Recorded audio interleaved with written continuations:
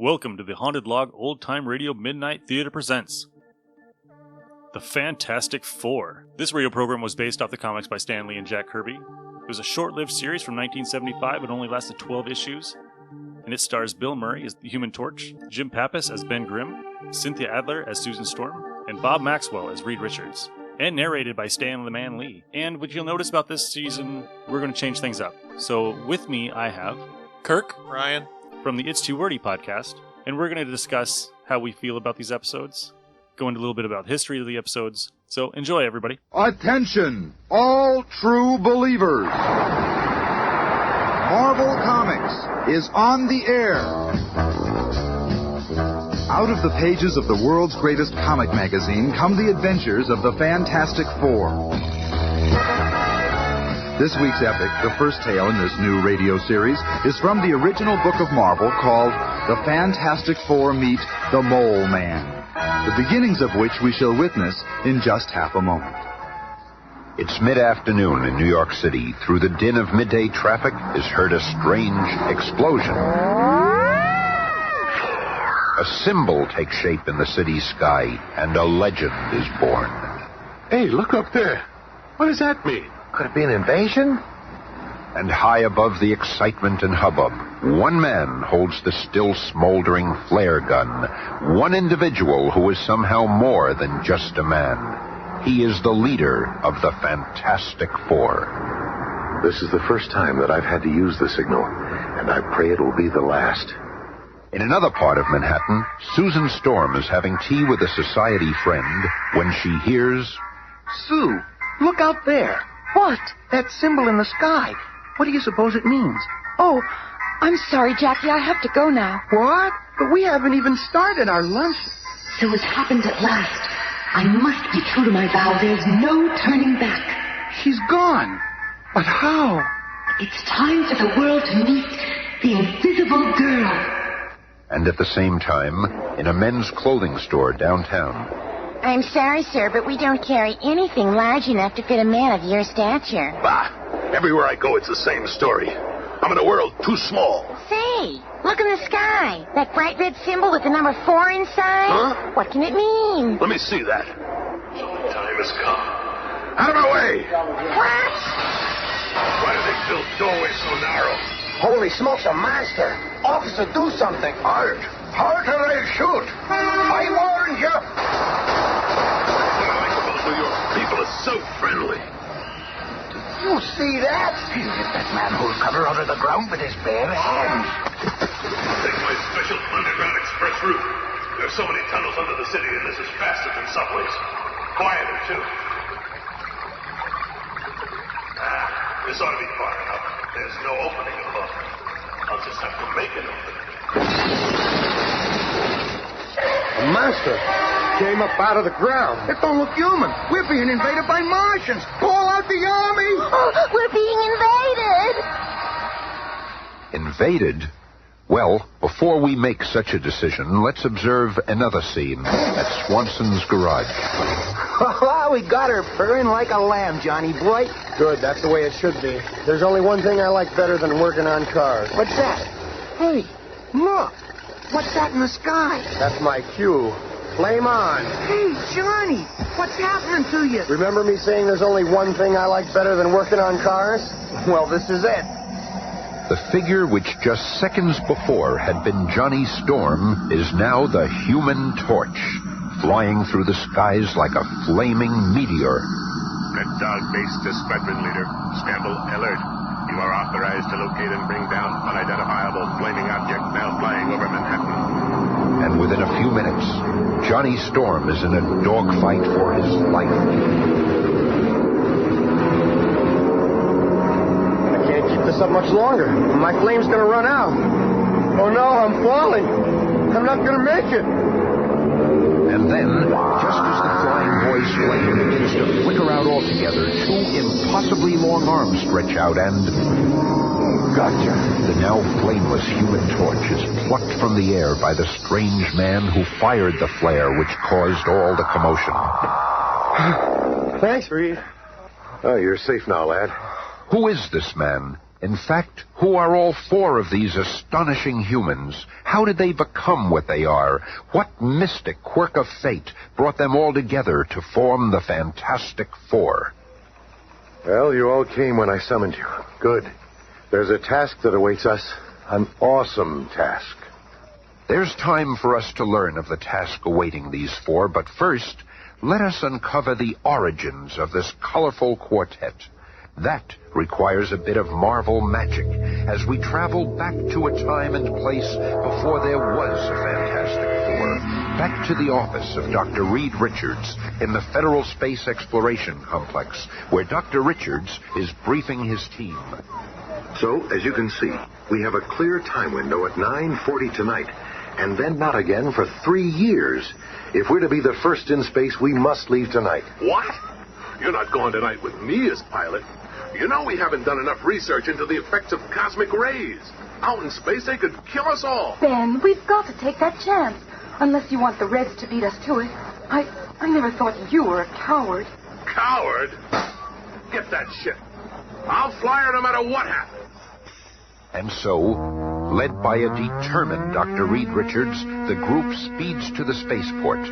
Susan, Ben and I know what we're doing, but you and Johnny, you two don't... Don't say it, Reed. I've been working on this for too long. Where you go, I go. And I'm tagged along with Sis, so it's settled. No time to wait for clearance. Conditions are right now. I think this is a stupid thing you're doing, but I ain't no coward. And before the guards can stop them, the mighty ship, which Reed Richards has spent years constructing, is streaking for the heavens, climbing into space. Hey, this hurts. Feels like I have a ton of concrete on my chest. Caused by our fantastic rate of acceleration, Johnny. Right, but the ship is acting like a perfect baby. Yeah, but we still don't know about those cosmic rays. Higher and higher, like a silver bullet, the sleek spacecraft soars. Hear that? The rays are penetrating the ship. I warned you. My head is pounding like it's going to burst. Rays have affected my hands. I can't steer. Ben was right. We should have waited. We should have had heavier shielding. Well, Sis, I feel like I'm burning up. My body is so hot. Can't move. I tried to warn you. At that moment, the powerful rocket's autopilot takes over and the sleek ship returns to Earth in a rugged but non-fatal landing, leaving our quartet of cosmically charged champions deep in the jungles of South America. Reed, after all your work, we failed. I'm just grateful we're all alive. But we failed. Bah, what'd you expect? And we still don't know what effects the cosmic rays will have on us. Oh, Reed, I feel strange. Susan!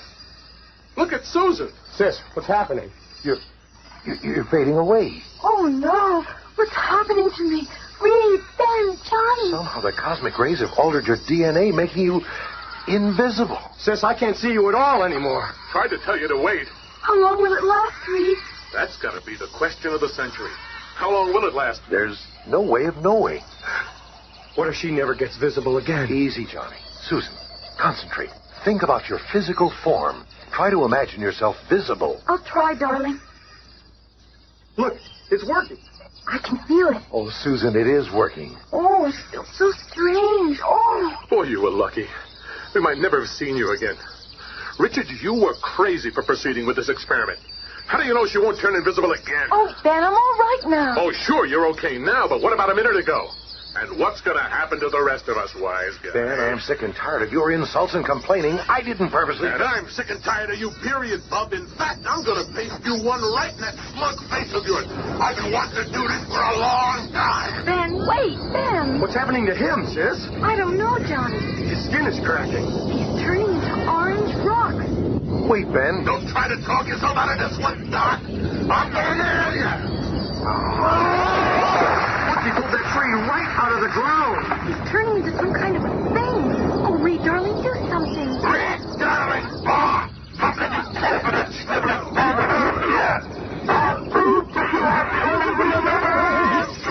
Oh, no, you don't. You've had this coming for a long time, son. Oh, Reed, not you, too. What's going on, sis? What's happening to Reed's arms and legs? I don't know, Johnny. They're like rubber bands or something. They stretch like elastics, even his neck. What am I doing? What's happened to me? What happened to all of us? You've turned into monsters, all of you. It's those terrible cosmic rays. Look at me. They've gotten me, too. My body's beginning to blaze. And I'm lighter than air. I can fly. Oh, wow, I can really fly. Oh, Johnny. Johnny. It's okay, sis. I just feel a little warm, that's all. Minutes later, Johnny Storm's flame has subsided, and he returns to the others. Together, they watch a small brush fire which started burn itself out. And then they stand silently, each absorbed in his own startling thoughts. We've changed. All of us. We're more than just human. Listen to me. You too, Ben. Together we have more power than any humans have ever had. Why, You don't have to make no speech, big shot. We understand. We gotta use our power to help mankind, right? Right, Ben. I'm going to call myself the Human Torch. I'm with you all the way. Count me in, too. I'm the invisible girl. I guess I ain't Ben Grimm no more. I'll be what Susan called me. The Thing. And I'll call myself Mr. Fantastic. And so was born the Fantastic Four. From that moment on, the world could never be the same. And now, knowing some pertinent history, let's return to the relative present. This is the first time Dr. Reed Richards has brought the fabulous foursome together since that fateful flight, and the task awaiting them is truly awesome. I brought you here to see some photographs I just received from Washington. Pictures. What are they, pin-ups? This one's an aerial shot of what used to be a nuclear power plant in the Soviet Union. What made that big hole in the earth? The same thing that made this hole in a power plant in Southern California. And this one in Australia? It's happening all over the world. Wait, according to the steady pulses on this seismograph, another one is about to go. And halfway around the world in French Africa. What is that sound, Andre? It is like the ground is shaking under my feet. And that sound, it sounds like gnawing. An earthquake in the sand. How is that possible? The earth is going mad. Look, the entire installation is caving in.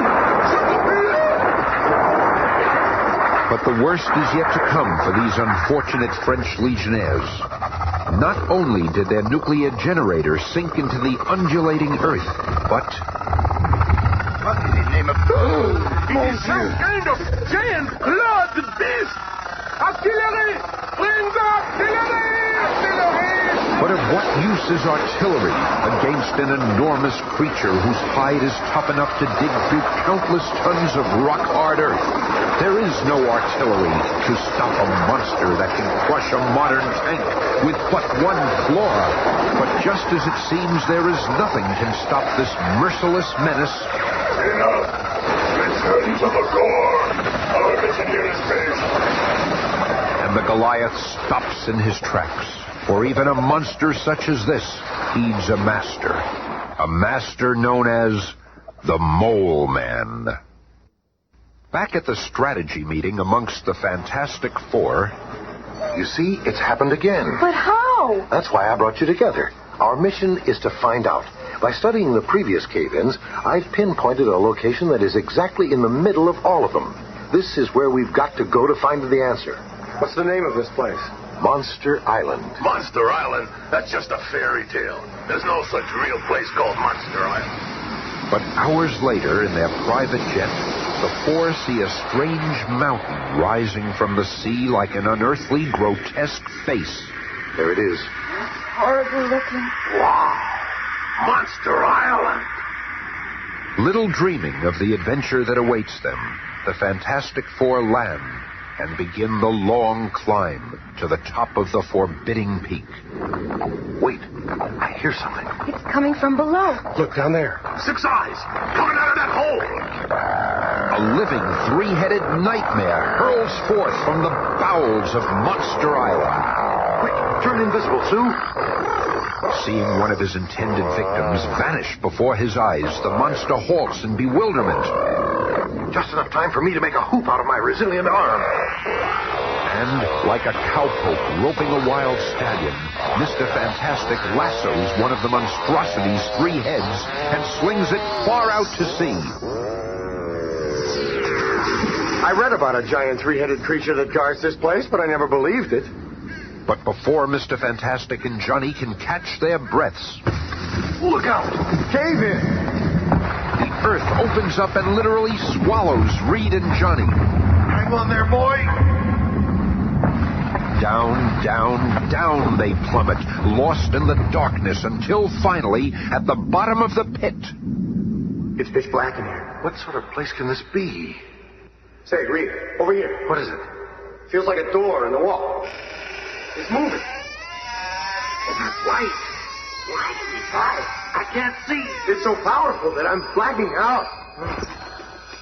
It could be minutes or hours later when the two regain consciousness, only to find themselves garbed in strange, heavy suits that protect them from the blinding, unearthly glow.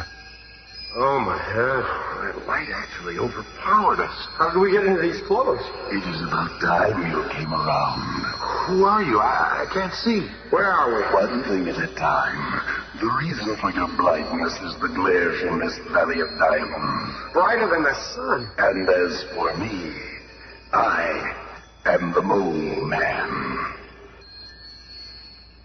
While Reed and Johnny are dazzled by the Valley of Diamonds, more action awaits Ben and Sue on the surface. I've got to find Reed and Johnny. Wait, what's that sound? Other ears and eyes sense the approaching menace. Look out behind you, Sue. I'll handle it. The second gigantic guardian of Monster Isle is powerful beyond belief. But he is fighting a foe whose very body has been supercharged with cosmic energy. A foe that cannot be stopped. You've done it, Ben. You've beaten him. What'd you expect? I am the thing, ain't I? Oh, you saved my life. Never mind that. Let's go find your brother and that skinny boyfriend of yours. Oh, Ben, if you could only stop hating Reed for what happened to you. And what of Reed Richards and Johnny? Using that Marvel magic again, let's descend to the depths of Monster Isle, where we find them confronted by the strange Mole Man. So you have never heard of me before. Well, soon the world will know my name, for soon the Mole Man will control the power of the earth. How did you get here? It all started long ago. The people of the surface world mocked me. Me? Go out with you? Don't make me laugh. I know you're qualified, but I can't hurry. You'd scare away all my business. Really? Is that a mask you're wearing? Finally, I could endure it no longer. I resolved to find a place of my own, the legendary world at the center of the earth, a world where I could be king. And then, when I had almost abandoned hope, soon I saw where it led, to the land of my dreams.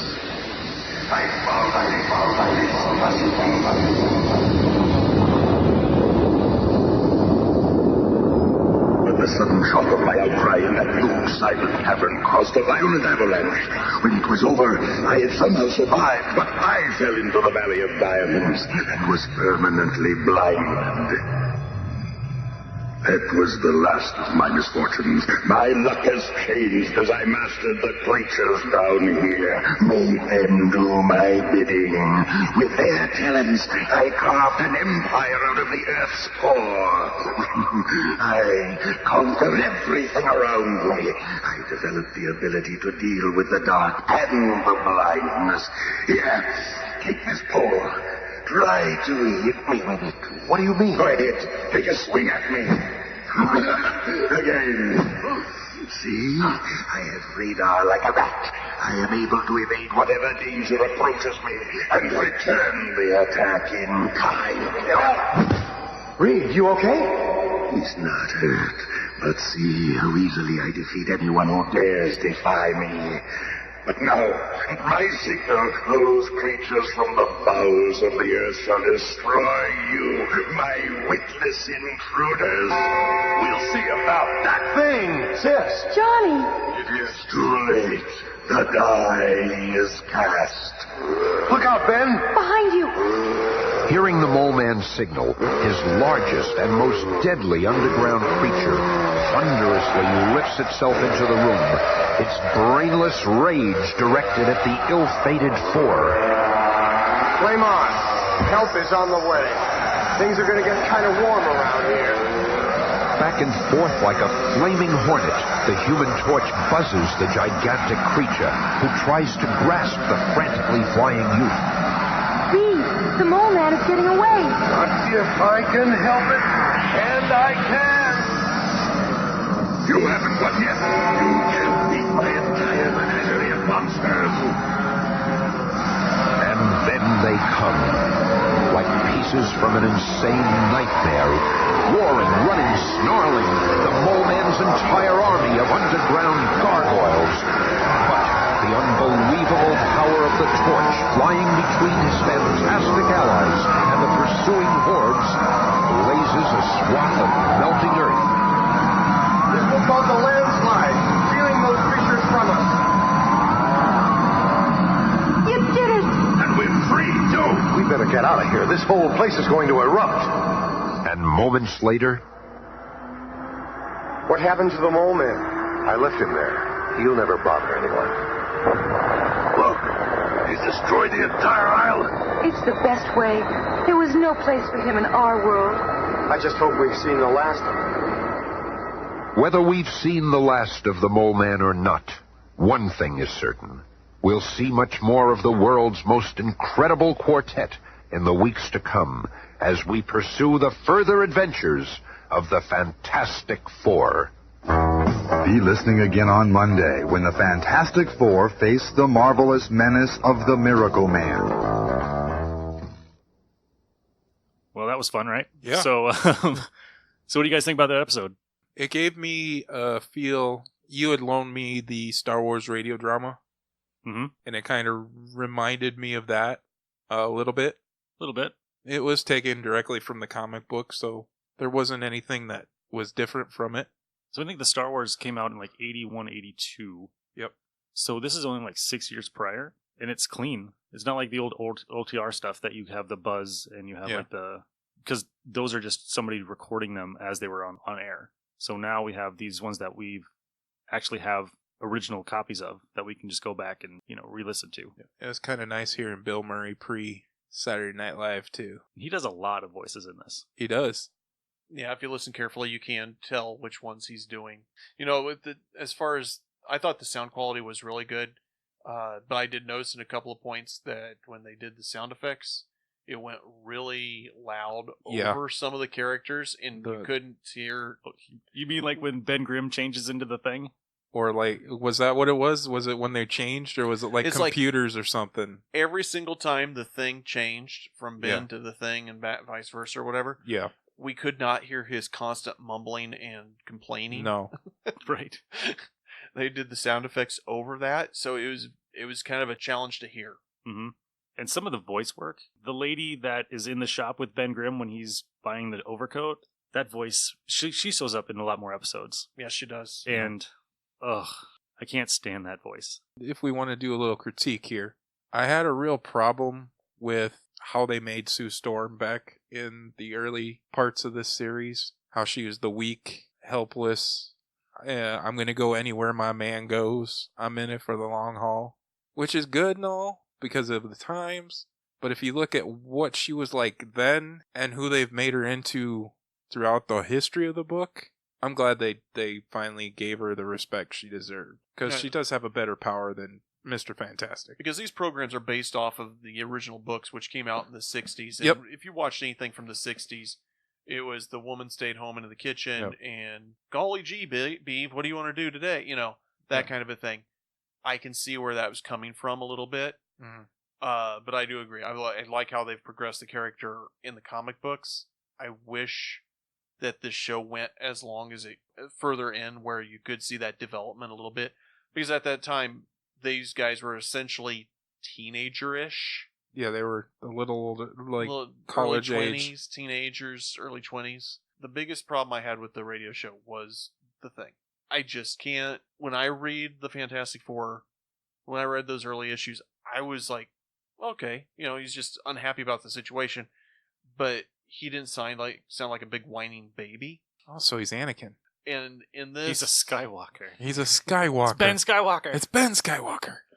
And in this, it was a different perspective, a different take, which I can respect. But it seemed like he wanted to complain a lot. Yeah. What do you think, Nick? I've listened to these a lot. When I found them about 10 years ago, I just have them on my iPod, and I would listen to them all the time at work. So I'm coming from you guys have just listened to it. Yep. And it's mediocre. Yeah. I mean, it is them trying to get old-time radio back, and it only lasted for 12 episodes. 13. 13. That's okay. Have you ever heard Sonia in here? Or Sophie? It did what it did. I mean, it was fine for doing a Fantastic Four from the 60s. Yeah. What was cool about it that I really loved is Stan Lee doing the narration. I did like that a lot. Yeah. It reminded me of... didn't he do some of the narration on some of the cartoons and stuff, Yeah, too? Yes, he did. Spider-Man Amazing Friends, Spider-Man, Incredible Hulk. Yep. When I remember watching those as a kid and hearing that voice, it brought me back to that with his narration. Yep. He was the face. He was the salesman. He was the guy that he loved what he did. You could hear it in his voice when he talked about these characters. They were like best friends or even family members to him. I liked it for what it is. Yeah, does it get better as the episodes go, or we'll leave that up to you guys? Leave it up to me. Okay. Listen to it. It is almost exactly it's the comic word book. for word the first 13 issues of Fantastic Four. Honestly, when I listened to it, I was actually pleasantly surprised how much I did enjoy it. I like I said, it reminded me of the Star Wars radio dramas, and I got into Cloak and Dagger. I still have to finish a few episodes that I'm behind, but I'm enjoying that you did this old time radio homage.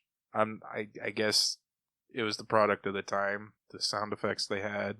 Just some of the voices. If they would have got different voices for this, it probably would have gone longer. How about listening to this? It made me think of a movie, and I just actually had to look it up. In 1994, there's a movie called Radioland Murders. Have you? Yep. Yep. And it's a murder that takes place in a soundstage that's recording these old time radio shows. And I think that helped me enjoy this a lot more, if that makes sense, because they were doing the sound effects. You saw the guy in the back with the big saw waving it to make a thunderstorm and stuff like that. And they would do like they'd have like different coconuts. Yep. Yeah, and different kind of like gravels for like when they're walking. Yep. Yeah. And hearing the radio program and picturing that, it made it a lot more enjoyable for me, opposed to these sound effects suck. It's really sad that we don't have these radio shows anymore.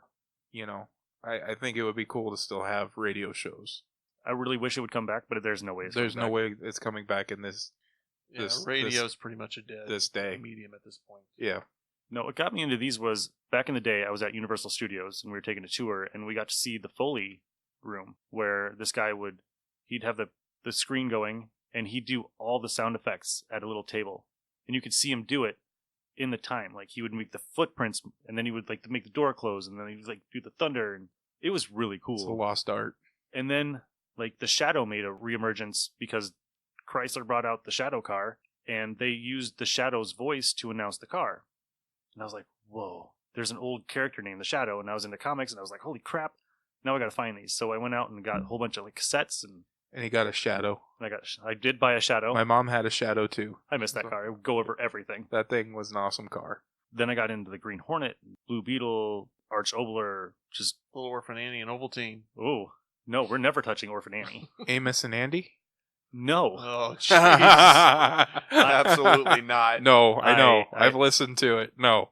I had like 3 boxes of cassettes for Amos and Andy, and I was just like, I just want to see how racist this can get. So, you listened through it all? I listened to all 3 boxes. Yeah. And I was like, jeez. Yeah, I've noticed that with old Jack Benny stuff too. Yep. Yeah. Wow. I don't remember it being that bad. There's some series that I really want to bring in, like the Falcon, which is he's a detective, and it's really cool. But I kind of want to get away from World War II for a little bit. That's why we're doing the Fantastic Four. And Is there a Condor Man radio series? Oh no, but there is a show called The Avenger. yes, Which he was in the books with the Shadow. I was listening to The Avenger. And it is the Shadow. Yep. We can listen to some of those. I'm glad you changed the format. I think it needed like a review, like a discussion about it. It did. And I was feeling I was getting really lazy with it. Like I would just re-edit the opening. And then you just throw it up. Then I just throw it up. And it's your baby. It's been yours since the beginning. Yeah. So. And I really didn't have to do much with it, so. Yep. I'm glad you brought us in. All right, guys. I'm excited to do this. Tune in next week as we continue Fantastic Four. With issue number 2. Issue 2. Fantastic Four Meet the Miracle Man. It's been Nick. Kirk. Ryan. See you guys next week. See ya. Bye.